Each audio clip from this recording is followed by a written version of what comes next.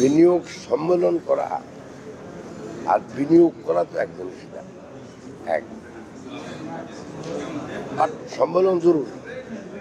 আপনি নিজের দেশকে বিনিয়োগকারীদের কাছে পরিচিত করা, নিজের দেশের বিনিয়োগ পরিবেশকে মানুষের কাছে তুলে ধরা, এটা একটা ভালো কাজ। কিন্তু সম্মেলন করা আর বক্তৃতা দেওয়া আর বিনিয়োগ এক জিনিস না, এই জিনিসটা বুঝতে হবে। বাংলাদেশে যদি আপনি দেখেন, আমাদের একসময় বেসরকারি খাতের ব্যাংকের ক্রেডিট বা বেসরকারি খাতের ক্রেডিট ছিল প্রায় 12% অফ জিডিপি। এখন হচ্ছে এই মাসে শুনলাম এটা 6.7%। তার মানে হলো বিনিয়োগ দেশেই হচ্ছে না। একটা দেশে যদি তার দেশের লোক বিনিয়োগ না করে, তো ভাই বিদেশিরা মধ্যে আসবে এখানে।